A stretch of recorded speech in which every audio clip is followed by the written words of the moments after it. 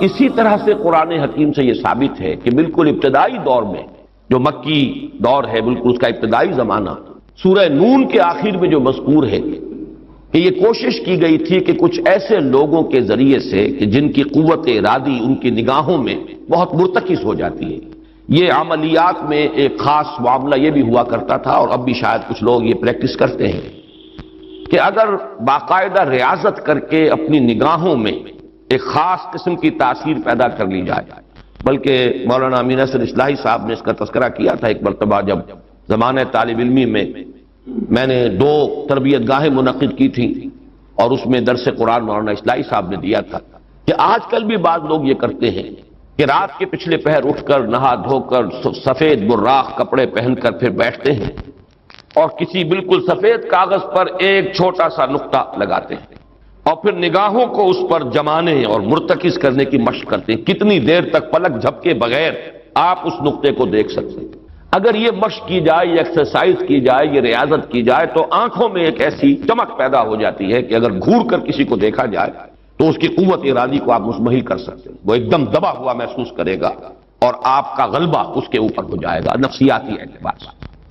اسی طریقے کا کوئی عمل تھا جو نبی اکرم صلی اللہ علیہ وسلم پر بھی آزمایا گیا۔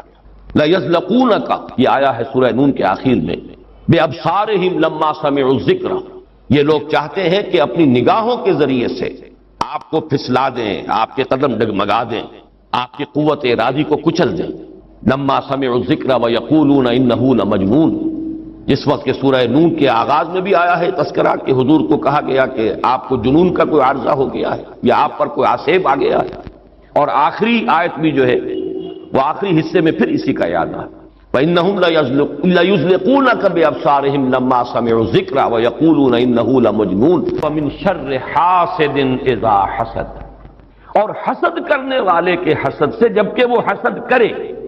اب حسد کے ساتھ ہی نوٹ کر لیجئے، اگرچہ یہاں تو مذکور نہیں ہے، یہ نظر کا لگ جانا، عین العین حق، بعض روایات میں آیا حضور نے فرمایا اس کے اندر اثر ہے۔ انسان کسی حاسدانہ نگاہ کے ساتھ کسی پر نگاہ ڈالتا ہے، اس میں زہر ہے، یہ نگاہیں مسموم ہیں، اس میں زہر ہے موجود، سمی اثرات ہیں اور اس کے اثرات میں تو پڑتے ہیں۔ اور یہ جیسا کہ میں عرض کر رہا تھا کہ جدید دور میں جادو کے لیے بھی مثلاً حضور کے بالوں کی ضرورت پڑی، اور یہ جینیٹکس کے حوالے سے اور جینز کے حوالے سے بات آج سمجھ میں آ جائے گی، اس لیے کہ جن ارواح خبیثہ کے ذریعے سے آپ کو کام لینا ہے، وہ جادو تو وہاں پڑا ہوا ہے اس کنویں کے اندر، وہ جو بھی تاثرات ہیں انہیں تلاش کرنا ہے، ان اثرات کو اس شخص معین کو، جس شخص معین پر جادو کرنا مقصود ہے، اور اس کے وجود کا کوئی جز جس کے کہ وہی جینز ہوں گے کہ جو ان کے اپنے وجود کے ہیں، ان کے حوالے سے گویا کہ یہ ایک راستہ ہے، یہ اس کی آئیڈینٹیفیکیشن کا ایک ذریعہ ہے۔ اسی اعتبار سے یہ حسد یا یہ نگاہ کا لگ جانا، میں سمجھتا ہوں کہ آج کی فزکس اگر تھوڑی سی بھی آپ پڑھیں تو ریڈیشنز نگاہ پار ہو جاتی ہے انسان کے، ایسی بھی تو ریز ہے نا، ایکس ریز کیا ہے آپ کے وجود میں سے گزر جاتی ہے، یہ ultraviolet infrared rays, یہ تمام کی تمام ایکس ریز یہ کیا ہے، وجود کو چیر کر گزرتی ہے، تبھی تو اس فلم کے اوپر اثر پڑتا ہے جو فلم کے پیچھے لگی ہوئی اور آپ سامنے کھڑے ہوئے ہیں، آپ کی ہڈیاں علیحدہ نظر آ رہی ہیں اور گوشت جو ہے وہ علیحدہ نظر آ رہا ہے، یہ تمام چیزیں آج سمجھ میں آتی ہیں۔ اور وہ فوٹونز جن کا میں نے ابھی عرض کیا 1 ملین 5 دفعہ کہیے، 30 صفریں لگائیے ایک پر تو 1 ملی میٹر کا اتناواں حصہ جو ہے وہ ایک فوٹون ہے، یہ تو وجود کے اندر سرایت کر کے کہیں سے کہیں نکل جانے والی چیزیں۔ ان ریڈیشنز کے حوالے سے ایٹمک ایکسپلوژن جو ہے اس کی ریڈیشن ہے جو آپ کو معلوم ہے کہ جو ذرا ذرا سے حادثے ہو رہے ہیں، چرنوبل میں ہوا ہے، کہیں ہو گیا تھا بھوپال میں، اور اس کی پھر ریڈیشنز کے کیا کیا اثرات ہوئے، وہ شے نظر تو نہیں آتی، غیر مرئی چیزیں۔ آج کی دنیا میں جب آپ ESP کو مان رہے ہیں، ایکسٹرا سینسری پرسیپشن، نہ آپ کے کانوں کے ذریعے سے آپ کو پرسیپشن حاصل ہوئی ہے، نہ آنکھوں کے ذریعے سے، آپ کے سینس آرگنز انوالوڈ ہی نہیں ہے، but you are having perception, extra sensory perception. اسی طریقے سے ٹیلی پیتھی ہو رہی ہے، ایک بات آپ اپنے دل کے اندر، اپنے ذہن کے اندر جماتے ہیں، مرتکز کرتے ہیں، اور جس شخص کے ساتھ آپ چاہتے ہیں رابطہ اس تک اس بات کو منتقل کر دیتے ہیں۔ یہ سب کچھ کیا ہے؟ اس کے بعد تو اس دور میں بھی اگر کوئی لوگ بات کریں من شر حاسد اذا حسد، اور عقد کے ساتھ اس کو جوڑا گیا ہے، ومن شر النفاثات فی العقد ومن شر حاسد اذا حسد، لیکن محض ردیف یا قافیہ یا فواصل کی رعایت سے قرآن میں کچھ نہیں ہے. وہ اس کا ایک فیکٹر، اس کا ایک عامل ہو سکتا ہے، لیکن محض اس کی بنا پر نہیں مانا جائے گا. تو اس میں یقیناً کوئی اور حکمت ہے، اور وہ حکمت تقسیم کی گئی ہے. ہمارے مفسرین نے تو اس کو یوں بیان کیا ہے کہ ایک حسد وہ ہے کہ جو دل میں پیدا تو ہے، آدمی کے اندر ہے، لیکن یہ کہ وہ اس کو یعنی اس کو باقاعدہ کوئی ایک ہمت کے ساتھ اور اپنے ایک عزم کے ساتھ، ارادے کے ساتھ بروئے کار نہیں لا رہا، تو اس حسد کے اثرات نہیں ہوں گے، اس سے پناہ مانگنے کی ضرورت نہیں ہے. میں اس کو اس انداز میں تو میرا ذہن سے قبول نہیں کرتا، اس لیے کہ حسد اگر پوٹینشلی ہے اندر تو اس کے اثرات ہوں گے. وہ ریڈیشن تو ہوگی، چاہے اس کا ارادہ ہو چاہے نہ ہو. وہ کیفیات جو ہے وہ اس کے سانس سے، اس کی آنکھ سے، اس کے وجود سے، وہ اندر اگر زہر گھل گیا ہے تو اس کے وجود سے نکلنے والی ساری شعاعیں جو ہیں ان کے اندر وہ اثر موجود ہوگا، وہ مسموم ہوں گی، زہر ان میں ملا ہوا ہوگا، اس کے اثرات ہوں گے. البتہ یہ کہ اس کے دو درجے ہم قائم کر سکتے ہیں، اور وہ یہ کہ ایک ہے غیر شعوری حسد. ابھی آپ کو اندازہ نہیں، اندر ہی اندر کھچڑی پک رہی ہے، وہ اور بات ہے. لیکن جب یہ اس درجے کو پہنچ جائے کہ شعور کی سطح پر آ جائے، آپ کسی کی برائی چاہنے لگیں بالفعل، آپ چاہیں کہ اس کے اندر اگر یہ فضیلت کی بات ہے تو یہ سلب ہو جائے، اس کو پاس اگر یہ نعمت ہے تو یہ نعمت اس سے چھن جائے، مجھے مل جائے. یہی ہے اصل میں جس کو غبطہ اور حسد کا فرق کہا جاتا ہے. اور ایک جگہ پر حضور نے ایک حدیث میں لفظ حسد استعمال کیا ہے، لیکن مراد اس سے غبطہ ہے. لا حسد الا فی اثنین، کوئی حسد نہیں کیا جانا چاہیے سوائے دو اشخاص سے. ایک وہ جسے اللہ نے علم دیا ہے اور وہ علم پھیلا رہا ہے، تو اس سے بھی اگر حسد پیدا ہو جائے تو کوئی بری بات نہیں، کوئی اچھی بات ہی ہے. اور ایک یہ کہ کسی کو اگر دولت دی ہے اور وہ دولت پھیلا رہا ہے اور عام کر رہا ہے، لوگوں کو اس کے خلق کے لیے خرچ کر رہا ہے، تو اس سے بھی حسد. لیکن یہاں حسد غبطہ کے معنی میں، غبطہ یہ ہے کہ کسی میں کوئی خیر آپ کو نظر آئے تو آپ اللہ سے دعا کریں پروردگار مجھے بھی یہ خیر عطا کر دیں، یہ غبطہ ہے. اور حسد یہ ہے کہ اس سے یہ شے چھن جائے. یہ ہے در حقیقت کہ جو بری شے ہے کہ کسی نعمت کا کسی دوسرے شخص سے سلب ہو جانا، اس کی خواہش جب پیدا ہو جائے اور جب یہ شعوری سطح پر آ جائے. یعنی ایک ہے اس کا ایک وہ جو جس سے کہ ابھی اتنی اس کی انٹینسٹی نہیں ہے کہ اس سے وہ ریڈیشن ہو، اس کی انٹینسٹی اس وقت ہوگی جب کہ وہ شعور کی سطح پر آ گئی اور انسان جو ہے جل رہا ہے حسد کی آگ میں اور چاہتا ہے کہ یہ نعمت اس سے سلب ہو جائے، یہ فضیلت جو ہے اس سے چھن جائے. تو یہ شے وہ ہے یقیناً کہ اس کے اثرات، اس کو میں اس وقت جدید فزکس کی اصطلاح میں ریڈیشن کے ذریعے سے اس میں لفظ واضح کر رہا ہوں، اس کے اثرات ممتد ہوتے ہیں. اور اس کے شر سے بھی پناہ مانگنے کی یہاں ہمیں تلقین کی گئی. تلقین محمد الرسول اللہ صلی اللہ علیہ وسلم کو ہوئی اور آپ کی وساطت سے ہم سب کو ہو رہی ہے. قل اعوذ برب الفلق من شر ما خلق ومن شر غاسق اذا وقب ومن شر النفاثات فی العقد ومن شر حاسد اذا حسد. میں جب بھی یہ سورت پڑھتا ہوں تو اگرچہ یہ کہیں مجھے کوئی معصور تو یہ شے نہیں ملی ہے، لیکن اس کے فوراً بعد بالکل کسی تصنع کے بغیر میرے یہ الفاظ بھی زبان پر آ جاتے. اللہم انی اعوذ بک یا رب الفلق من شر ما خلقت ومن شر غاسق اذا وقب ومن شر النفاثات فی العقد ومن شر حاسد اذا حسد. اسی طرح قل اعوذ برب الناس ملک الناس، تو وہاں بھی اللہم انی اعوذ بک یا ربی و رب الناس و یا الہی و الہ الناس و یا ملکی و ملک الناس. تو اس طریقے سے گویا کہ اس لفظ قل کیونکہ یہ فعل امر ہے، حکم ہے، تو اس پر ہم اگر فوری طور پر اس کی تعمیل کیا کریں تو یہ اگرچہ معصور نہیں ہے، میں صرف اپنے ذوق کی بات کہہ رہا ہوں، اور بہرحال اس میں کوئی شے ممنوع نہیں ہے. دعا تو ہم مانگ سکتے ہیں، تو دعا ہی کی شکل ہے. تو جو الفاظ ہمیں اللہ نے تلقین کیے ہوں انہی کے حوالے سے ہم وہ دعا مانگے، تعوذ کریں. قل اعوذ بک، قل کو چھوڑ دیجئے، اعوذ بک اللہم انی اعوذ بک یا رب الفلق من شر ما خلقت. اب یہ خلقہ کی بجائے مخاطب کیونکہ ہم کر رہے ہیں اللہ کو، من شر ما خلقت.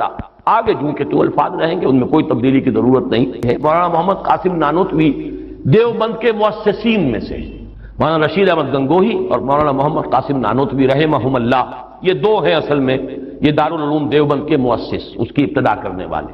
ان کے شاگرد شیخ الہند، ان کے شاگرد علامہ شبیر احمد عثمانی، تو انہوں نے یہی الفاظ لکھے ہیں کہ استاذ الاستاذ نے جو بات لکھی ہے وہ میں بیان کر رہا ہوں ویسے یہ کہ مولانا عبدالعزیز شاہ عبدالعزیز رحمۃ اللہ علیہ نے بھی اس پر کوئی کتاب لکھی ہے، وہ بہرحال میری نظر سے نہیں گزری۔ وہ تمثیل اب میں بیان کر رہا ہوں، بڑی پیاری تمثیل ہے۔ انہوں نے تمثیل یہ دی ہے کہ اگر کوئی باغبان یا کوئی اور کھیتی کرنے والا جو ایک پودا لگاتا ہے، کوئی فصل ہے اس کا، کوئی ایک جو ہے بیج یا دانہ پھوٹا ہے، اب یہ جو پودا ہے باغبان یہ چاہتا ہے یہ پروان چڑھے، پھلے پھولے، اسے کوئی گدن نہ پہنچے، کوئی نقصان نہ ہو، اس کی حفاظت کا بندوبست کرے گا تاکہ جس کام کے لیے یہ پودا لگایا وہ مقصد حاصل ہو۔ پودا تو مقصود نہیں ہے، مقصود تو اگر آم کا پودا ہے تو آم کا پھل اس سے حاصل کرنا مقصود ہے۔ تو 4 قسم کی اس کے اوپر آفات آ سکتی ہیں۔ پہلی آفت مثلاً حیوانات، جو سبزی خور حیوان ہے وہ اسے کھا نہ جائے، لہذا کوئی ڈالا آپ اس کے گرد جالی لگاتے ہیں، کوئی باڑ لگاتے ہیں، اس سے بچاتے ہیں، اور یہ جو جانور آ کر کھائے گا، بکری فرض کیجیے کھا جاتی ہے آ کر، تو یہ کوئی اس کی نیت آپ کو ضرر پہنچانے کی نہیں ہے، یہ اس کی طبعی ایک خاصیت ہے، یہ تو اس کی جبلت ہے، یہ اس کی طبیعت ہے، اس کا تقاضا ہے، آپ سے کوئی دشمنی نہیں ہے اسے، بلکہ یہ کہ در حقیقت اس کی اپنی طبیعت کا ایک تقاضا ہے۔ چنانچہ وہ شعر بھی انہوں نے کوٹ کیا ہے، ایسے اقرب ناز پے کی نسل اقتضائے طبیعتش ای نسل، بچھو جو ڈنک مارتا ہے تو یہ آپ سے کوئی دشمنی اسے نہیں ہے، یہ اس کی طبیعت کا، اس کی جو بھی جبلت ہے اس کا تقاضا ہے۔ سانپ کے بارے میں بھی آپ کو معلوم ہے کہ عام طور پر اگر اس کو آپ کوئی نقصان نہ پہنچائیں، پاؤں پڑتا ہے سانپ پر تو وہ ڈنک مارتا ہے اور ڈستا ہے، ورنہ عام طور پر وہ حملہ نہیں کرتا، یہ اس کے دفاع کا ایک جز ہے، اس کی خلقت کا ایک جز ہے۔ ایک خطرہ تو یہاں سے آیا، آپ نے باڑ لگا دی، آج کل جو ہے جالی لگا دی جاتی ہے لوہے کی۔ دوسرا یہ کہ اس پودے کو نشو و نما کے لیے جو چیزیں ضروری ہیں اس کی کوئی روک ہو جائے، مثلا اسے دھوپ چاہیے، کوئی ایسی چیز آڑے آ جائے کہ دھوپ کی تمازت اس تک پہنچے ہی نہ، کوئی شے ایسی سایہ کہ اس کے اوپر کیے رہے، یا پانی اسے چاہیے، پانی کے سوتے خشک ہو جائیں، یہ دوسری آفت ہے، پودا مرجھا جائے گا، کملا جائے گا، ختم ہو جائے گا۔ تیسری چیز یہ کہ اس پر کوئی پالا پڑ جائے، اوپر سے اولے پڑ جائیں، پالا پڑ گیا، یعنی اس کی جو حرارت غریزی ہے جس سے کہ اس کی یہ پورا وجود جو ہے وہ حرارت غریزی جو ہے وہ ختم ہو جائے، اس کے نتیجے میں بھی وہ پودا ختم ہو جائے گا۔ اور آخری شکل یہ ہے کہ کوئی دشمن ہے حاسد اور وہ آئے اسے اکھاڑ کے پھینک دے آپ کو نقصان پہنچانے کی نیت سے۔ یہ 4 آفات ہیں جو اس پودے کے اوپر ممکنہ طور پر وارد ہو سکتی، یہی 4 ہیں۔ قل اعوذ برب الفلق من شر ما خلق، یہ وہ خلقت میں جو شر مضمر ہے، وہ اس کے خلقت کا جز ہے۔ نیش اقرب ناز پے کی نسل اقتضائے طبیعتش کی نسل، یہ تو اس کی طبیعت کا، خلقت کا، اس کا تقاضا ہے۔ دوسرا یہ ہے کہ وہ سورج ڈوب گیا، غروب ہو گیا، یا جیسے میں نے کہا تھا حیات معنوی یا حیات مادی کے لیے جو اسباب ضروری ہیں ان میں سے کسی کا سلسلہ منقطع ہو گیا، یہ ہے وَإِذْ شَرِّ غاسق إِذَا وَقَبَ۔ تیسری چیز کہ جو در حقیقت جادو کے ذریعے سے ہوتی ہے کہ اندر آپ کے کوئی ایسی شے ہو گئی جس سے آپ کے طبائع اور قوائے طبیعہ جو ہے وہ کچھ شل ہو کر رہ جائے، یہ اندر سے حرارت غریزی جیسے اس پودے کی ختم ہو گئی، پالا پڑ گیا۔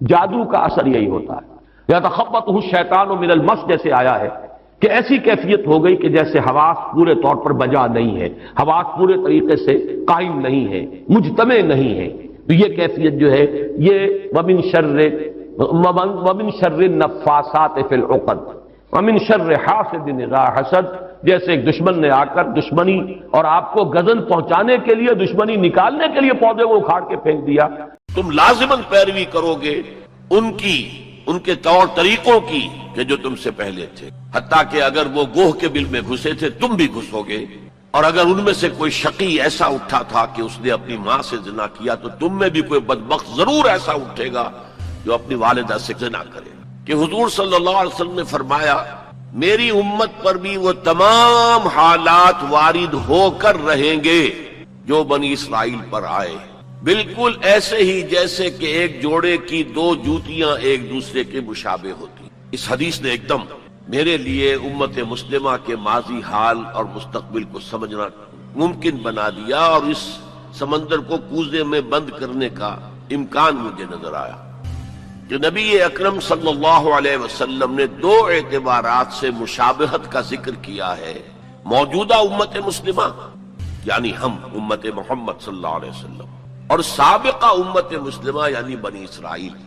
آپ میں سے بہت سے حضرات کے لیے تو بنی اسرائیل کے لیے یہ اصطلاح ہی بہت عجیب سی محسوس ہو رہی ہوگی، سابقہ امت مسلمہ، تو یہ اصل میں ہماری ناواقفیت کی وجہ سے ہے، ورنہ جیسے کہ غالب نے کہا تھا کہ ریختہ کے ایک تم ہی استاد نہیں ہو غالب، سنتے ہیں اگلے زمانے میں کوئی میر بھی تھا، تو ایسے ہم ہی واحد امت مسلمہ نہیں ہیں، ہم سے پہلے بھی ایک عظیم امت رہی ہے بنی اسرائیل، وہ حضرت موسیٰ کے امتی تھے، ہم حضرت محمد کے امتی ہیں صلی اللہ علیہ وسلم علیہ الصلوۃ والسلام۔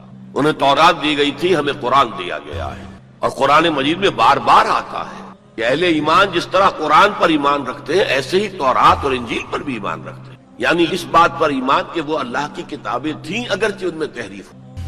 پھر ذہن میں رکھیے اس امت میں 3 کتابیں نازل ہوئی ہیں، تورات، زبور اور انجیل۔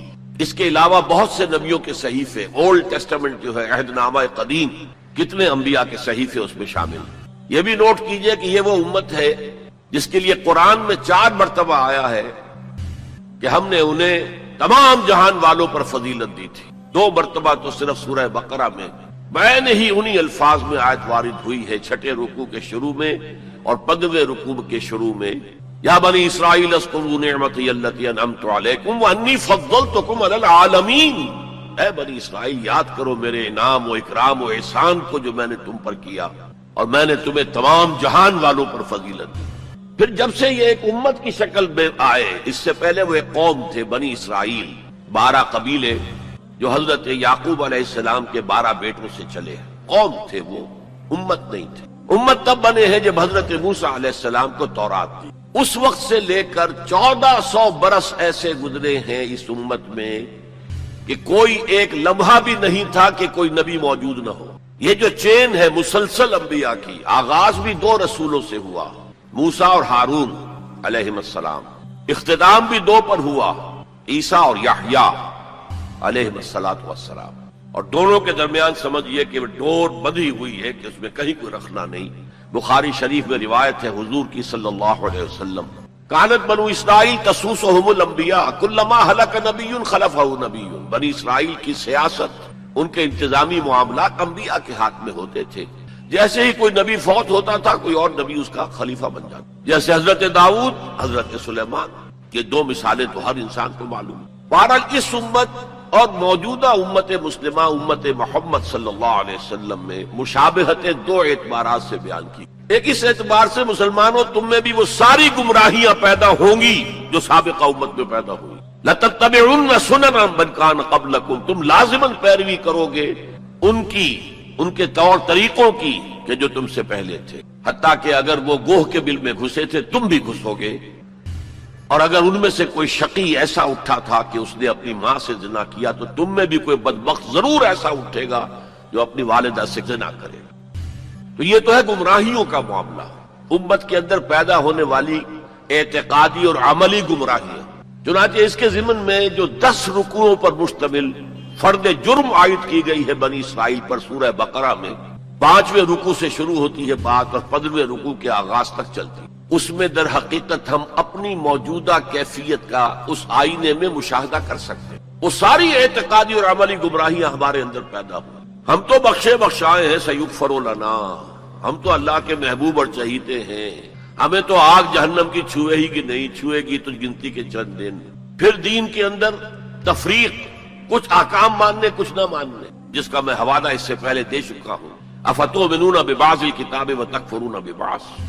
پھر یہ کہ دین کے ظاہر کے اوپر ہی اپنی ساری توجہ جو ہے مرکوز کر دینا، باطنی اس کی حقیقت اور باطنی روح سے صرف نظر کر لینا، ظاہری چیزوں میں بال کی کھال اتارنا اور چھوٹی چھوٹی چیزوں پر کفر کے فتوے لگا دینا، جیسے کہ حضرت مسیح نے کہا تھا کہ تم مچھر چھانتے رہ جاتے اور سموچے اونٹ نگل جاتے۔ رفع یدین پر تو ہو رہا ہے من دیگرم تو دیگری، تم اور ہو میں اور ہوں، اور سودی کاروبار میں بھی کر رہا ہوں وہ بھی کر رہا ہے، کوئی پرواہ نہیں۔ تو ایک پہلو تو یہ ہے، اور وہ بھی ہمارے لیے بہت توجہ طلب ہے کہ ان آیات کو پڑھتے ہوئے ہم اپنا جائزہ لیتے رہیں کہ اصل میں ان آیات میں سورہ بقرہ کے 10 رکوعوں میں اللہ تعالیٰ نے پیش کی ایک آئینہ ہمارے سامنے رکھ دیا کہ اس اعتبار سے تمہارے اندر بھی گمراہیاں پیدا ہو کر رہیں۔ ایسا نہیں ہے کہ کوئی جو ہے اسے دولت کی بدہضمی ہو رہی ہو اور کوئی وہ ہے کہ جو بھوکا مر رہا ہو، ایسا نہیں ہے۔ دیکھو ہمارے ہاں انسانی شرافت، انسانی عزت، انسانی پریسٹیج، اور انسان کی حقوق بہتر سے بہتر شکل میں موجود ہیں، حریت ہے، آزادی اظہار رائے ہے، سب کچھ ہے۔ یہ کام اگر وہ امت کرے تو اس سے زیادہ خوش نصیب کوئی نہیں۔ پھر دنیا میں اس کو غلبہ ہوگا، دنیا کی خلافت اس کو دی جائے گی، دنیا کی امامت اس کو دی جائے گی، دنیا کی قیادت اس کو دی جائے گی۔ جیسے کبھی اقبال نے کہا تھا کہ سبق پھر پڑھ شجاعت کا، عدالت کا، صداقت کا، لیا جائے گا تجھ سے کام دنیا کی امامت کا۔ لیکن پھر وہی سبق پڑھنا پڑے گا جو صحابہ کرام نے پڑھا تھا۔ جب صحابہ کرام نے وہ سبق پڑھا تھا تو دنیا کی امامت اللہ نے ان کو عطا کی تھی کہ نہیں کی تھی؟ اگر تو اس کے مطابق عمل ہے تو ان سے زیادہ اللہ کو محبوب کوئی نہیں، اور اگر طرز عمل برعکس ہو جائے، کہیں کچھ اور کرے کچھ اور، کہیں یہ کہ قرآن پر ہمارا ایمان ہے اور اس کے قانون کو نافذ نہ کرے، کہیں یہ کہ ہماری تو محبوب ترین شخصیت محمد ہے اور ان کی سنت کے اوپر عمل نہ کرے صلی اللہ علیہ وسلم، قرآن نے جس شے کو حرام کیا ہے اس پر اس کا استعمال کر رہے ہوں، اگر طرز عمل یہ ہو اور یہ طرز عمل اس حد کو پہنچ جائے کہ دنیا تانے دے یہ مسلمان کہاں اسلام، دنیا میں ہمیں دکھاؤ کہاں اسلام، یہ مسلمان کیا اسلام پر کاربند ہیں؟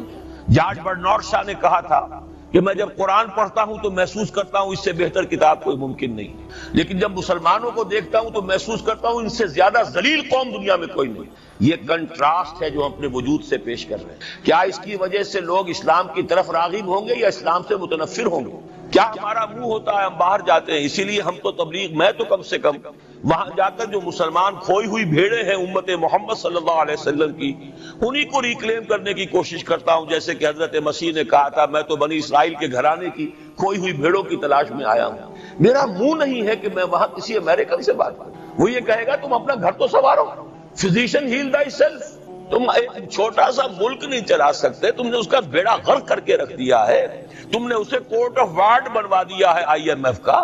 ہاں یہاں تو گھڑی گھڑی جو ہے قرقمین آتے ہیں IMF کے اور ورلڈ بینک کے قرقی کرنے کے لیے، ہر روز ایک نئی قرقی ہو رہی ہے، ہر روز جو ہے آج پھر گاڑیوں کا کرایہ بڑھ رہا ہے، بجلی کا کرایہ قرقی ہو رہی ہے۔ عوام کے اندر جو بھی راہ رہ گیا اسے بھی چوسنے کا اور کشید کرنے کے لیے ایک حکومت کو گرا دو، وہ تو بدنام کر دی گئی، دوسری حکومت لے آؤ اس کے ہاتھوں کچھ کام کروا لو، وہ بدنام ہو جائیں گے تو ان کو بھی ہٹا دینا۔ ان کا کیا کھیل ہے؟ یہ کھیل کھیلتے رہیں گے اور اس میں یہ ہے کہ اپنی قرقیاں کرتے چلے جائیں۔ یہ حال اب کیا میرا منہ ہے کہ میں جا کر وہاں بات کروں؟ تم اپنے گھر کو دیکھو، تم اپنے ملک کو دیکھو، ایک وہ ہے جنہیں تصویر بنا آتی ہے، ایک تم ہو کہ لیے اپنی بھی صورت کو بگاڑ۔ ایک ہی ساتھ تم آزاد ہوئے تھے، ہندو بھی تھے کہ نہیں تھے؟ انہوں نے اس ملک کو بنایا ہے، اپنی معیشت کو، اپنی اکانومی کو اپنی بنیادوں پر، اپنے پاؤں پر، اپنے پیروں پر کھڑا کیا ہے۔ آج جو ہے وہ ایک منی سپر پاور بن چکا ہے، اور وہ کہ ڈرتا تھا پاکستان دو طرف سے ہمیں جو ہے قابو میں کر لے گا۔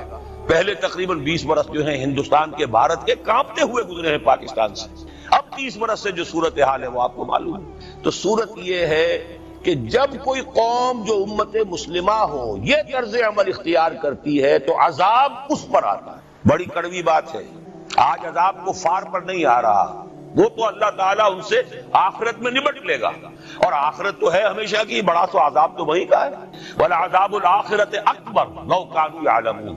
دنیا میں کفار پر عذاب آتا تھا جب کوئی رسول بھیج دیا جائے، اب رسول آئے گا نہیں، ایک ایکسیپشن ہے وہ بعد میں بتاؤں گا، لیکن اب دنیا میں جو عذاب آتا ہے وہ مسلمان امت پر آتا ہے۔ اب اس کو چونکہ بات بہت کڑوی ہے، تھوڑا سا میں اس کے اندر آپ کے لیے سمجھنا، حلق سے اتارنا اس کڑوی گولی کا آسان کر دوں۔ دیکھیے ہم سے پہلے بھی ایک امت مسلمہ تھی کہ نہیں؟ ہماری عمر جو ہے امت مسلمہ کی حیثیت سے ابھی 1400 برس ہوئی ہے، 1417 سن ہجری چل رہا ہے نا، اس میں آپ اور حضور کی بعثت 12 برس اور، تو 1430 برس سمجھیے، اس لیے کہ اس وقت جب سے کہ وحی کا آغاز ہوا ہے، یہ ہماری کل تاریخ ہے، ابھی 1450 برس نہیں ہوئی۔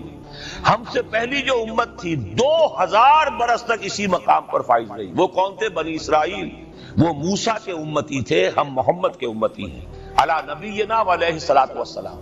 انہیں تورات دی گئی تھی، ہمیں قرآن دیا گیا ہے۔ نبی ہونے کے اعتبار سے افضل ترین نبی، رسول ہونے کے اعتبار سے اکمل ترین رسول، کتاب ہدایت ہونے کے اعتبار سے جامع ترین کتاب، نوع انسان را پیام آخری، حامل او رحمت للعالمین۔ یہ اپنی جگہ تقابل ہے، لیکن ایک اور اعتبار سے دیکھیے، عمر اس کی طویل تھی 2000 برس، ہماری ابھی 1400 برس ہوئی، اور دوسری بات اس امت میں 1400 برس تک کوئی وقت ایسا نہیں گزرا کہ کوئی نبی موجود نہ ہو، سینکڑوں نبی آئے۔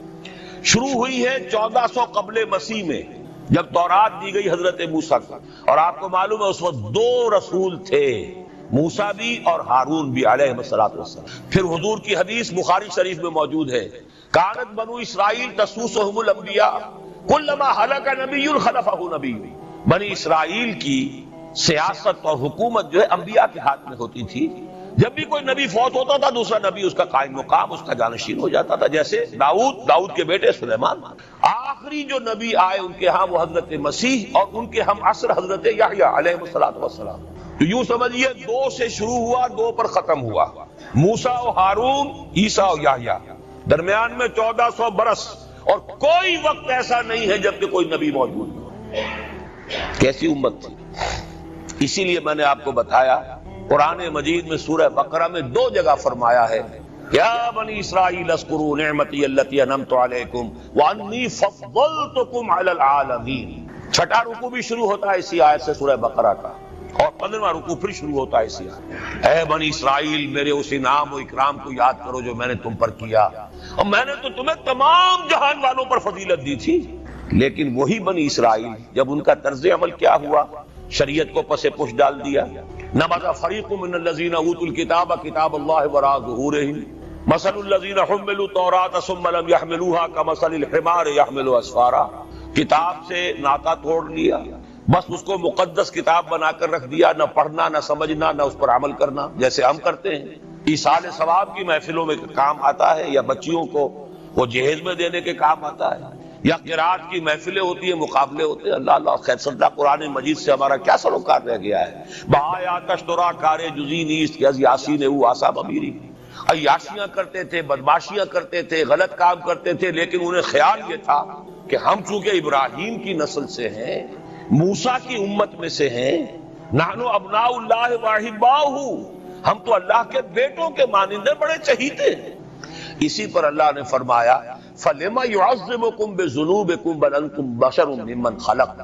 ایسے ہی تم چہیتے اور لاڈلے ہو تو اللہ تعالیٰ تمہیں عذاب کیوں دیتا رہا ہے؟ تمہیں نیبوکڈ نظر کے ہاتھوں پٹوایا 600 قبل مسیح میں، یوں سمجھیے تقریباً وسط میں آتا ہے یہ معاملہ۔ 1400 قبل مسیح میں تورات دی گئی، اور سمجھیے کہ ایک مسیحی میں حضرت مسیح آ رہی ہے 30 سن عیسوی میں، ان کے درمیان تقریباً وسط میں اشیریوں کے ہاتھوں پٹوایا اور بابلیوں کے ہاتھوں پٹوایا۔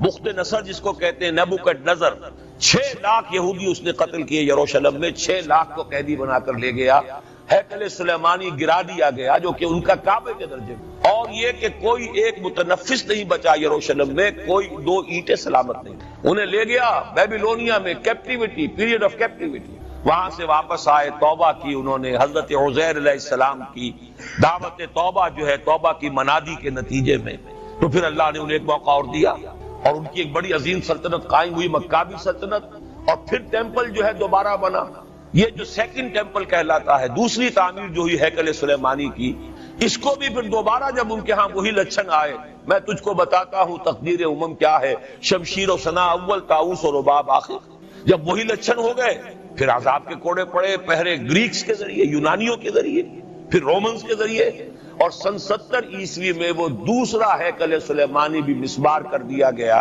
اور انہیں فلسطین سے نکالا دے دیا گیا، نکل جاؤ یہاں سے۔ تقریباً یوں سمجھیے کہ 1917 تک، سن 70 سے 1917 تک کتنے ہو گئے؟ 1850 برس ہو گئے تقریباً۔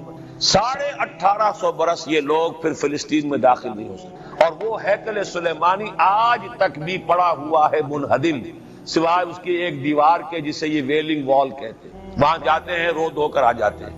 اب تو خیر ان کا قبضہ ہے، جانا آنے کا سوال نہیں رہا، ورنہ 1967 سے پہلے بھی اجازت لے کر جاتے تھے، ماتم کر کے آ جاتے تھے، اس لیے کہ یروشلم جو ہے اس پر قبضہ تو ان کا ہو گیا تھا، لیکن مشرقی علاقہ ہے وہ، اور اس پر ابھی عربوں کا زیادہ تسلط تھا، اب وہ ختم ہو رہا ہے۔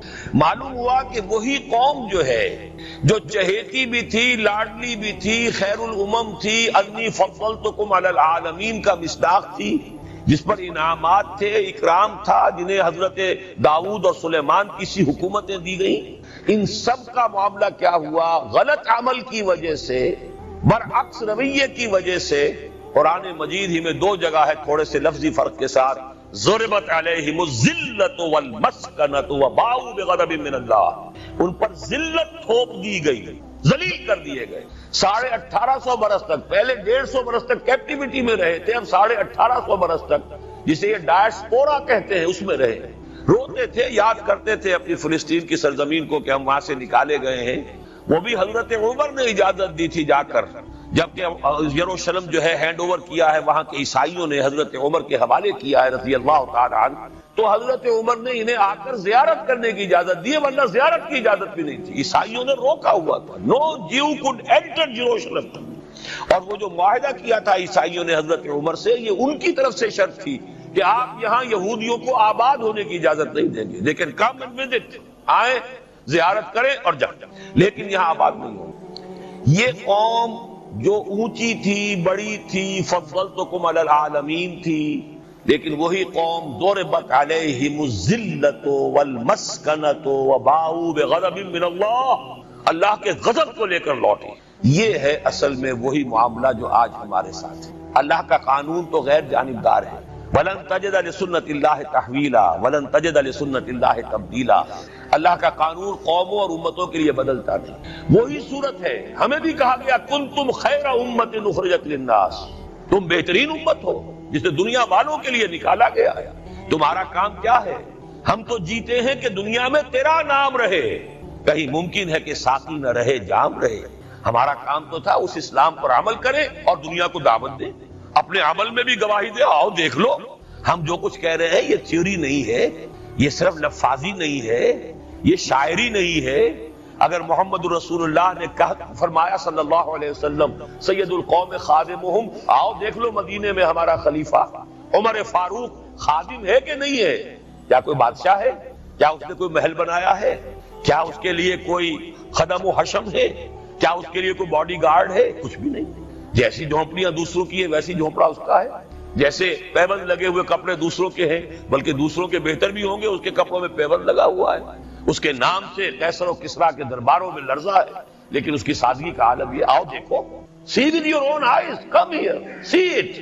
یہ اگر ہم کرتے اور کر سکتے، جب تک کرتے رہے تو ہم سے اونچا کوئی نہیں، اللہ کا ہم سے بڑھ کر محبوب کوئی نہیں، ہم سے زیادہ امت مرحومہ اور کوئی نہیں۔ لیکن جب ہم نے برعکس روش اختیار کی تو کیا ہوا؟ جیسے انہیں پٹوایا گیا تھا ایشورینز کے ہاتھوں، ہمیں پٹوایا گیا سب سے پہلے جو صلیبیوں کے ہاتھوں، کروسیڈرز۔ کئی لاکھ مسلمان قتل ہوا کروسیڈز کے اندر۔ جب پہلی مرتبہ عیسائیوں نے قبضہ کیا یروشلم پر، تقریباً 90 برس 88 برس عیسائیوں کے قبضے میں رہا ہے، اب وہ دوبارہ چلا گیا یہودیوں کے قبضے میں۔ اس وقت جو ہے اتنا قتل عام ہوا تھا عربوں کا اور مسلمانوں کا یروشلم میں کہ جب فاتحین کے گھوڑے داخل ہوئے ہیں شہر کے اندر تو گلیوں کے اندر ان کے گھٹنوں تک خون کی نہر بہ رہی تھی۔ اس کے بعد آیا فتنہ تاتار، کروڑوں مسلمان قتل ہوئے، یہ لاکھوں کی بات نہیں، کروڑوں مسلمان۔ پورا روسی ترکستان کا علاقہ ختم ہوا، افغانستان ختم ہوا، ایران ختم ہوا، عراق ختم ہوا، 4 عظیم مملکتیں، اور آخری خلیفہ بنو عباس کا وہ کھسیٹ کر نکالا گیا اپنے محل سے، مستعصم باللہ۔ ویسے تو نسل تو حضور کے چچا کی نسل سے تھا، عباسی تھا، حضرت عباس رضی اللہ تعالی عنہ کی نسل سے ہے، مستعصم باللہ، لیکن اس کو گھسیٹ کر نکالا گیا ایک جانور کی کھال کے اندر لپیٹ کر، اور تاتاریوں نے اپنے گھوڑوں کے سموں تلے اسے کچل دیا۔ وہ دن اور آج کا دن پھر امت مسلمہ کی قیادت عربوں سے چھین لی۔ اس کے بعد اللہ نے پھر کرم فرمایا، پھر کچھ اولیاء اللہ کے ذریعے سے، کچھ صوفیاء کے ذریعے سے اتنا بڑا معجزہ ہو گیا، جیسا کہ حضرت عزیر علیہ السلام کے ذریعے سے ہوا تھا کہ یہود میں دوبارہ انابت اللہ، توبہ کا جذبہ پیدا ہو گیا۔ ایسے ہی کچھ صوفیاء کرام کے ذریعے سے، نیک لوگوں کے ذریعے سے، اللہ والوں کے ذریعے سے، وہی تاتاری جنہوں نے کروڑوں مسلمانوں کو قتل کیا تھا خود مسلمان ہو گئے۔ ہے آیا فتنہ تاتار کے افسانے سے، پاسباں مل گئے کعبے کو صنم خانے سے۔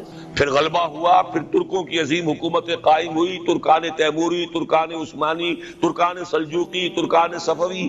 عرب تو معذول ہو گئے تھے، لیکن ترکوں کی زیر قیادت پھر گریٹ آٹومان امپائر بھی قائم ہوئی۔ اس کے بعد پھر جب وہ ترکوں کے اندر بھی وہی بادشاہت، وہی عیاشیاں، وہی محل بن رہے ہیں، وہی جو ہے توپ کاپی محل جا کر دیکھ لیجئے، وہی عیاشیاں شروع ہو گئی، وہی اللے تللے ہو گئے، وہی ظلم شروع ہو گئے، تو پھر اللہ نے دوبارہ پھر ہمیں یورپی اقوام کے ہاتھوں ذلیل کیا، کہیں انگریزوں کے غلام، کہیں فرانسیسیوں کے غلام، کہیں اطالویوں کے غلام، کہیں ولندیزیوں کے غلام۔ پورا عالم اسلام اس صدی کے آغاز میں پہلی جنگ عظیم کے بعد پورا عالم اسلام غلامی میں تھا، سوائے نجد کا ایک علاقہ تھا کہ نجد میں ابھی تیل برآمد نہیں ہوا تھا، ورنہ سب سے پہلے پنجے وہاں گڑتے، وہاں ریت میں جا کے لینا کیا تھا۔ باقی تو یہ ہندوستان غلام ہے، انڈونیشیا غلام ہے، سب کے سب یہ جاوا، سماٹرا، چلتے جائیے سب غلام ہیں۔ اس کے بعد ایران چاہے براہ راست غلامی نہیں تھی لیکن انگریزوں کے انتداب میں تھا، کنٹرول انہی کا تھا، عراق پر انگریزوں کا کنٹرول تھا۔ اسی طریقے سے یہ ساری جو عرب مملکتیں ہیں یہ انگریزوں کے زیر اثر تھی، اور یا یہ کہ فرانسیسیوں کے زیر اثر تھی۔ شمالی افریقہ یا فرانسیسیوں کا تھا یا اسپین کا تھا، اور یا یہ کہ اطالویوں کا تھا لیبیا۔ یہ حال ہمارا ہوا۔ یہ ہے اصل سبب اور یہ ہے معاملہ جس میں اب میں آخری بات اس موضوع پر کہہ دینا چاہتا ہوں۔ یہ پروسیس بہت جلد ایک بہت بڑی کلائمیکس کو اور بہت بڑی انتہا کو پہنچنے والا ہے۔ وہ انتہا کیا ہے؟ دیکھیے، میں نے جو کہا تھا کہ ایک استثناء ہے، ایک قوم، ایک امت ایسی ہے کہ جس نے اپنے رسول کو رد کیا اور اسے ہلاک نہیں کیا گیا۔ حضرت نوح کی قوم غرق، حضرت ہود کی قوم ختم، حضرت صالح کی قوم ختم، حضرت شعیب کی قوم ختم، آل فرعون ختم۔ یہود وہ امت ہے کہ معزول تو ہو گئی، جیسے ہی حضور آ گئے قرآن لے کر معزول ہو گئے، جیسے کوئی ایک منصب ہے اس منصب سے معزول کر دیے گئے، قتل نہیں کیا گیا، انہیں زندہ رکھا گیا۔ منصب تو اب قرآن آ گیا، محمد رسول اللہ آ گئے صلی اللہ علیہ وسلم، اور کعبے کے گرد ایک نئی امت۔ وَكَذَلِكَ جَعَلْنَاكُمْ أُمَّةً وَسَطًا لِتَكُونُوا شُهَدَاءَ عَلَى النَّاسِ وَيَكُونَ الرَّسُولُ عَلَيْكُمْ شَهِيدًا۔ اگرچہ یہ امت 600 برس قبل قتل اور ختم ہونے کی مستحق ہو چکی تھی، کیوں؟ 600 برس قبل آئے تھے حضرت مسیح علیہ السلام، اور قرآن میں بھی ہے اور موجودہ بائبل میں بھی ہے کہ حضرت مسیح کو اسرائیل ہی کی طرف بھیجا گیا۔ صرف سورہ آل عمران میں ہے رسولاً الی بنی اسرائیل۔ یہ تو صرف محمد رسول اللہ صلی اللہ علیہ وسلم ہے جنہیں پورے عالم انسانیت کی طرف بھیجا گیا، کوئی اور رسول تمام انسانوں کے لیے مبعوث نہیں ہوا۔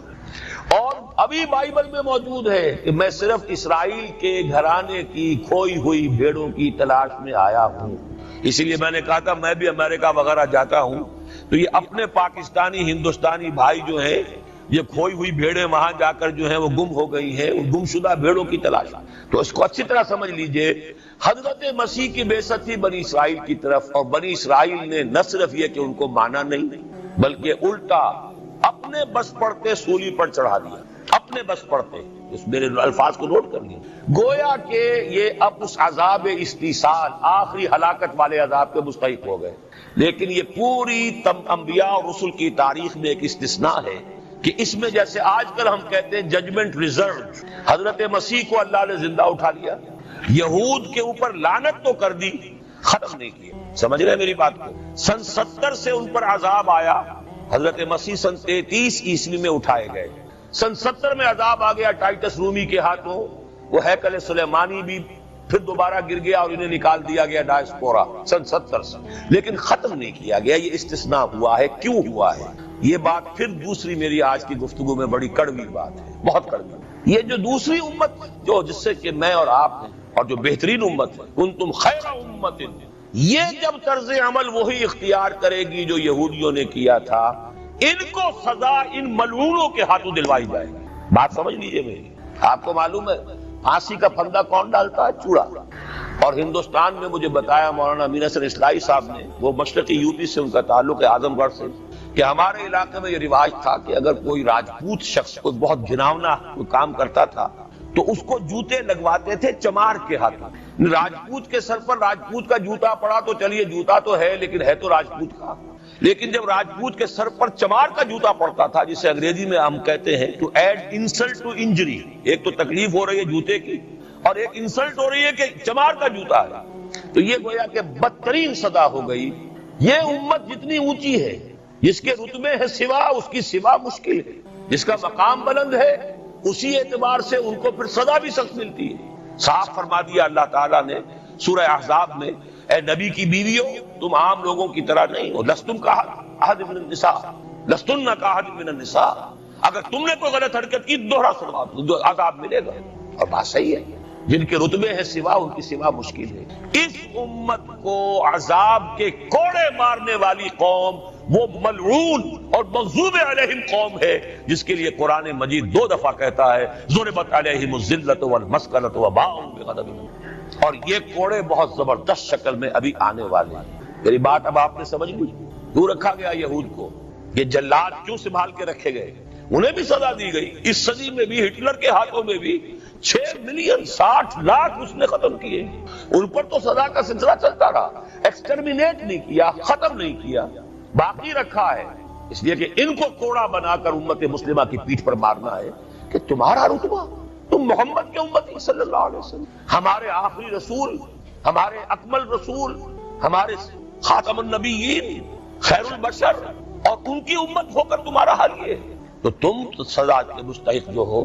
وہ سزا ہے کہ جو اچھی طرح سمجھ لیجئے ہماری حال جو اس صدی کے آخر میں شروع میں ہوا تھا کہ تمام مسلمان غلام، اس غلامی کے اوپر جو مزید کوڑا تیار ہوا 1917 میں بالفور ڈیکلریشن کے ذریعے سے برطانیہ نے اجازت دے دی کہ یہودی آ سکتے ہیں، اب فلسطین میں آ کر آباد ہو سکتے، وہ مکان خرید سکتے ہیں، جائیداد خرید سکتے ہیں، زمینیں خرید سکتے ہیں۔ 1971 اس پر اندیشہ تھا کہ کہیں اگر خلیفہ عثمانی نے جہاد کا اعلان کر دیا، اس لیے کہ سلطان عبد الحمید کو بڑی سے بڑی رشوتیں پیش کر کے دیکھ لیا تھا انہوں نے کہ یہ جو ہمارے اوپر پابندی ہے کہ ہم فلسطین میں آباد نہیں ہو سکتے، جو کہو ہم تمہیں دولت دینے کو تیار ہے، یہ پابندی ختم کر دو۔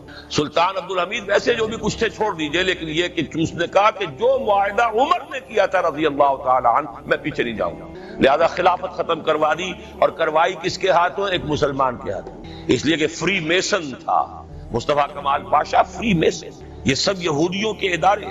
چاک کر دی ترک ناداں نے خلافت کی قبا، سادگی اپنوں کی دیکھ اوروں کی عیاری بھی دیکھ۔ ہندوستان میں ہنگامہ چل رہا ہے، تحریک چل رہی ہے، مسلمان ہجرت کر رہے ہیں اور سب کچھ ہو رہا ہے، اور ہندو بھی شامل ہو رہے ہیں خلافت کی تحریک میں، لیکن اب مدعی سست گواہ چست، جب مصطفیٰ کمال نے خود ختم کر دی تو سب پانی پڑ گیا آگ کے اوپر، اب کیا بولیں، کس کو برا کریں؟ اس کے بعد 1948 میں ان کی ریاست قائم ہو گئی اسرائیل۔ کتنے برس بعد؟ ریاست تو خیر اس وقت بھی ان کی نہیں تھی جبکہ ٹائٹس نے ختم کیا ہے، وہ تو بہت پہلے کی بات تھی، تقریباً 2000 سال بعد اسرائیل 1967 میں جنگ کروائی، اور یہ بالکل صدام کی طرح کا مسئلہ تھا۔ 1967 کی جنگ میں ایک سازش تھی، انہوں نے بطور مہرہ استعمال کیا جمال عبد الناصر سے، جس نے اچانک جو ہے ایلات کی بندرگاہ کو بلاک کر دیا۔ 1967 اس پر جھپٹا مارا ہے اسرائیل نے، ادھر سے سینائی لے لیا، ادھر سے گولان ہائٹس لے لیے، ادھر سے جو ہے West Bank of Jerusalem, West Bank of Jordan لے لیا۔ یہ 67 کی بات ہے۔ پھر عالم عرب میں ایک ملک ذرا نکلنے لگا تھا کہ شاید ایک کے پاس پیسہ بہت تھا، لیبیا کے پاس، وہ مدد کر سکتا تھا کسی مسلمان ملک کی کہ وہ ایٹم بم بنا لے۔ 2 ملک ایسے تھے، ایک غیر عرب، ایک عرب۔ عراقیوں کے پاس کچھ صلاحیت معلوم ہو رہی تھی کہ کچھ دانت شاید نکل آئیں، جیسے دودھ کے دانت ہوتے ہیں تو شاید ایٹمی دانت نکل آئیں، وہ برکس ان کا نکالا ہے۔ ایک دفعہ جا کر آپ کو یاد ہوگا ہوائی جہاز گئے اور سب تک تہز نہز کر کے آ گئے، اور وہ سخت جان قوم نکلی، انہوں نے پھر کچھ بنا لیا، تو پھر وہی 100 دام جال، پھر وہ 100 دام جو ہے جال کی شکل بچھا کر، اور جو پھنسایا ہے تو اگلا پچھلا کھایا پیا سارا اگلوا لیا۔ نتیجہ کیا نکلا؟ جنگ خلیج کے بعد اب عالم عرب پورا کا پورا اسرائیل کے سامنے سرنگوں ہے، وہ شاہ حسن ہو یا شاہ حسین ہو، کچھ تو پہلے ہی اپنے تھے، چاہے شاہ فہد ہوں اور چاہے حسنی مبارک ہوں، اب رہ کون گیا؟ اس سے بڑی ذلت کوئی ہے؟ جن کے ساتھ ایک میز پر بیٹھنے کو تیار نہیں تھے، جن کے ساتھ گفتگو کو تیار نہیں تھے، اور بلا کر کہاں کھڑا کیا ہے؟ آؤ میڈرڈ میں، اسپین میں آؤ، اسپین سے شروع کروائیں گفتگو۔ اور اسپین کون سی جگہ ہے؟ مسلمانوں کا دنیا میں سب سے بڑا قبرستان، جہاں 800 برس حکومت کی اور پھر ایک ایک بچہ ختم کر دیا گیا، نام و نشان مٹا دیا گیا۔ 1492 میں فال آف گرینیڈا ہوا ہے، سقوط غرناطہ، اور 1992 میں ٹھیک 500 برس بعد یہ نیگوشیشن شروع ہوئی ہے میڈرڈ کے اندر۔ اور اب جو صورتحال ہو رہی ہے، آپ اخبارات میں پڑھ رہے ہوں گے، وہ نام نہاد صلح کو توڑنے کے اوپر تلا بیٹھا ہوا اسرائیل۔ کیا ہوگا ابھی میں ادھر جانا نہیں چاہتا۔ بہت بڑا ہنگامہ آ رہا ہے، بہت بڑا ہنگامہ، اور سب سے بڑا یہ عذاب کا کوڑا جو ہے یہودیوں کے ہاتھوں کس پر پڑے گا؟ عربوں پر۔ کیوں پڑے گا؟ اس لیے پڑے گا کہ اس امت مسلمہ میں عربوں کی فضیلت سب سے اونچی ہے۔ اصول تو وہی ہے، جن کے رتبے ہیں سوا ان کی سوا مشکل ہے۔ عرب کون ہیں؟ جن میں سے حضور تھے صلی اللہ علیہ وسلم۔ یہ رتبہ بلند ملا جس کو مل گیا، ہر مدعی کے واسطے دار و رسن کہاں۔ عرب کون ہیں؟ جن کی مادری زبان میں اللہ کا کلام ہے۔ مجھے اور آپ کو 100 پاپڑ بیلنے پڑیں گے قرآن کو سمجھنے کے لیے۔ ہماری بہت عظیم اکثریت تو پھر بھی نہیں سمجھ سکے گی، ترجمے پڑھ لے گی زیادہ سے زیادہ، اور کیا کرے گی ان کی مادری زبان۔ انہوں نے جب پیٹھ دکھائی اور اس صدی میں کولونیل رول سے آزاد بظاہر ہو جانے کے باوجود کسی نے قبلہ من قبلہ راست کردم، کسی نے وہ قبلہ کر لیا واشنگٹن کی طرف، کسی نے کر لیا ماسکو کی طرف، تو بدترین سزا کے وہی مستحق ہیں۔ اور جان لیجئے کہ وہ ہولوکاسٹ مڈل ایسٹ میں آنے والا ہے، آرمگیڈون، الملحمۃ العظمی۔ میں نے یہ ساری چیزیں اپنی ایک کتاب میں لکھ دی ہیں، سابقہ اور موجودہ مسلمان امتوں کا ماضی حال اور مستقبل۔ ایک موجودہ امت مسلمہ ہے ہم، ایک سابقہ امت مسلمہ ہے معزول شدہ، وہ ہے یہود، اب بھی موجود ہے، امت موسیٰ ہے، صاحب تورات ہے۔ ان کا ماضی کیا ہے، حال کیا ہے، مستقبل کیا ہے؟ مستقبل میں سب سے بڑا پیچ جو پڑنے والا ہے، جیسے پتنگوں کا پیچ ہوتا ہے، ان دو امتوں کا ہے۔ مڈل ایسٹ سب سے بڑی جنگ، تاریخ انسانی کی عظیم ترین جنگ کا میدان بنے گا، جس کو حضور نے نام دیا الملحمۃ العظمی، عظیم ترین جنگ۔ احادیث موجود ہے میری اس کتاب کے حوالوں کے ساتھ ہے، ٹیکسٹ کے ساتھ۔ ویل للعرب من شر قد اقترب، ہلاکت اور بربادی ہے عرب کے لیے اس شر سے جو قریب آ چکا ہے۔ لیکن اب یہ بات تو پھر میرے اور آپ کے لیے ذرا دور کی ہو گئی۔ دوستوں، اگر آپ کو ہماری کاوشیں اچھی لگیں تو ہمارے چینل کو لائک کریں، شیئر کریں، سبسکرائب کریں۔ جزاک اللہ خیر۔ ایسا نہیں ہے کہ کوئی جو ہے اسے دولت کی بدہضمی ہو رہی ہو اور کوئی وہ ہے کہ جو بھوکا مر رہا ہو، ایسا نہیں ہے۔ دیکھو ہمارے ہاں انسانی شرافت، انسانی عزت، انسانی پریسٹیج اور انسانی حقوق بہتر سے بہتر شکل میں موجود ہے، حریت ہے، آزادی اظہار رائے ہے، سب کچھ ہے۔ یہ کام اگر وہ امت کرے تو اس سے زیادہ خوش نصیب کوئی نہیں۔ پھر دنیا میں اس کو غلبہ ہوگا، دنیا کی خلافت اس کو دی جائے گی، دنیا کی امامت اس کو دی جائے گی، دنیا کی قیادت اس کو دی جائے گی۔ جیسے کبھی اقبال نے کہا تھا کہ سبق پھر پڑھ شجاعت کا، عدالت کا، صداقت کا، لیا جائے گا تجھ سے کام دنیا کی امامت کا۔ لیکن پھر وہی سبق پڑھنا پڑے گا جو صحابہ کرام نے پڑھا تھا۔ جب صحابہ کرام نے وہ سبق پڑھا تھا تو دنیا کی امامت اللہ نے ان کو عطا کی تھی کہ نہیں کی تھی؟ اگر تو اس کے مطابق عمل ہے تو ان سے زیادہ اللہ کو محبوب کوئی نہیں، اور اگر طرز عمل برعکس ہو جائے، کہیں کچھ اور کرے کچھ اور، کہیں یہ کہ قرآن پر ہمارا ایمان ہے اور اس کے قانون کو نافذ نہ کرے، کہیں یہ کہ ہماری تو محبوب ترین شخصیت محمد ہیں اور ان کی سنت کے اوپر عمل نہ کرے صلی اللہ علیہ وسلم، قرآن نے جس شے کو حرام کیا ہے اس پر اس کا استعمال کر رہے ہوں، اگر طرز عمل یہ ہو